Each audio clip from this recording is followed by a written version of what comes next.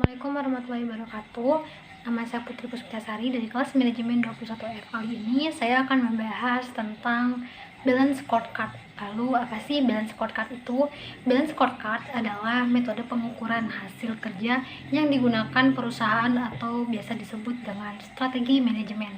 Balance scorecard dikembangkan oleh Dr. Andes Robert Kaplan dari Harvard Business School dan David Norton pada awal tahun 1990.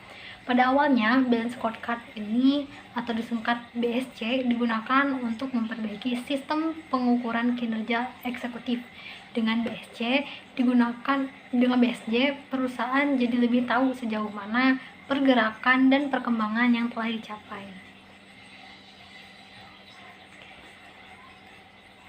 Selanjutnya yaitu fungsi balance scorecard. Pada awalnya, BSC hanya digunakan untuk memperbaiki sistem pengukuran keuangan, kemudian meluas dan digunakan untuk mengukur 4 perspektif, yaitu keuangan, pelanggan, proses bisnis internal, serta pembelajaran dari dan pertumbuhan.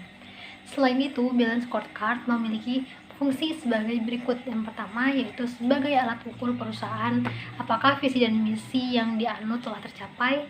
Yang kedua, sebagai alat ukur keunggulan kompetitif yang dimiliki perusahaan. Yang ketiga, sebagai panduan strategis untuk menjalankan bisnis. Yang keempat, alat analisis efektivitas strategi yang telah digunakan. Yang kelima, memberikan gambaran kepada perusahaan terkait SWOT yang dimiliki.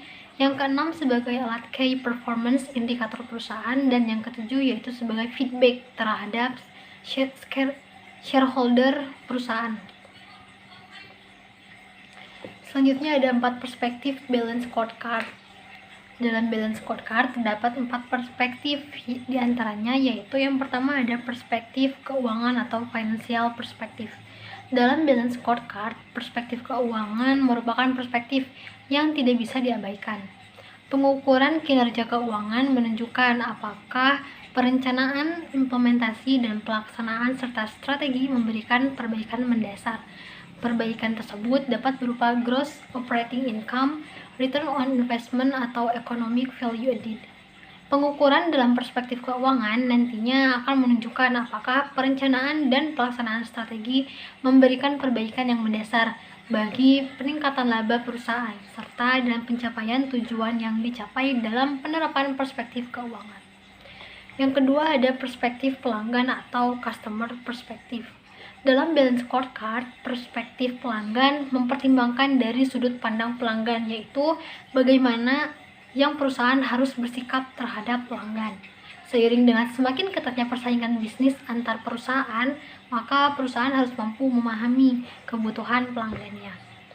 Dalam perspektif pelanggan, perusahaan perlu terlebih dahulu menentukan segmen pasar dan pelanggan yang menjadi target. Selanjutnya, manajer harus menentukan alat ukur yang terbaik untuk mengukur kinerja dari tiap unit operasi dalam upaya mencapai target finansial. Tolok ukur pelanggan dibedakan dalam 2 kelompok, yaitu core measurement group atau kelompok inti dan customer value proposition atau kelompok penunjang. Kelompok inti atau core measurement terdiri dari yang pertama pangsa pasar atau market share, yang kedua tingkat perolehan pelanggan baru atau customer acquisition, yang ketiga kemampuan perusahaan mempertahankan para pelanggan lama atau customer retention, yang keempat tingkat kepuasan pelanggan atau customer satisfaction, yang kelima tingkat profitabilitas pelanggan atau customer profitability, yang keenam peningkatan kepuasan customer melalui peningkatan revenue, yang ketujuh peningkatan produktivitas dan komitmen karyawan melalui cost effectiveness sehingga terjadi peningkatan laba, yang kedelapan peningkatan kemampuan perusahaan untuk menghasilkan financial returns dengan mengurangi modal yang digunakan atau melakukan investasi dalam proyek yang menghasilkan return yang tinggi. Yang ketiga ada perspektif proses bisnis internal atau internal business perspective. Menurut Husna tahun 2017, perspektif proses bisnis internal ini menuntut manajer dalam mengidentifikasi berbagai proses internal yang sangat penting untuk mencapai tujuan pelanggan dan tujuan finansial perusahaan. Dalam perspektif ini, manajer melakukan identifikasi berbagai proses yang berhubungan dengan perusahaan dan juga pelanggan. Selain itu, manajer juga akan mengetahui sejauh mana bisnis yang telah mereka jalankan. Menurut Yuwono dalam Solihah pada tahun 2015, membagi proses bisnis internal ke dalam proses sebagai berikut. Yang pertama ada proses inovasi, yang kedua proses operasi, dan yang ketiga yaitu proses pelayanan purna jual. Perspektif proses bisnis internal menampilkan proses kritis yang memungkinkan unit bisnis untuk memberi value proposition yang mampu menarik dan mempertahankan pelanggannya di segmen pasar yang diinginkan dan memuaskan para pemegang saham.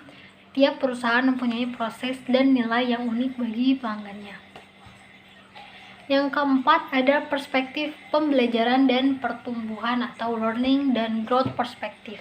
Menurut Husna, tahun 2016, perspektif pembelajaran dan pertumbuhan ini merupakan fondasi keberhasilan bagi sumber daya manusia pada organisasi dengan tetap mempertahankan faktor sistem dan organisasi. Perspektif ini lebih menekankan pada sumber daya manusia dalam perusahaan dengan mengadakan pelatihan bagi karyawannya, peningkatan kemampuan sistem informasi, dan membuat prosedur yang baik, serta perbaikan rutinitas pekerjaan. Perspektif pembelajaran dan pertumbuhan mencakup 3 prinsip kapabilitas yang terkait dengan kondisi internal perusahaan, yaitu yang pertama kapabilitas pekerja yang merupakan bagian kontribusi pekerja pada perusahaan. Sehubungan dengan kapabilitas pekerja, ada 3 hal yang harus diperhatikan oleh manajemen. Yang pertama yaitu kepuasan pekerja, yang kedua retensi pekerja, dan yang ketiga adalah produktivitas pekerja. Selanjutnya yang kedua ada kapabilitas sistem informasi. Adapun yang menjadi tolak ukur untuk kapabilitas sistem informasi adalah tingkat ketersediaan informasi, tingkat ketetapan informasi yang tersedia, serta jangka waktu untuk memperoleh informasi yang dibutuhkan. Yang ketiga ada iklim organisasi, yaitu salah satu pendorong timbulnya motivasi dan pemberdayaan adalah penting untuk menciptakan pekerja yang berinisiatif. Adapun yang menjadi tolak ukur hal tersebut di atas adalah jumlah saran yang diberikan pekerja.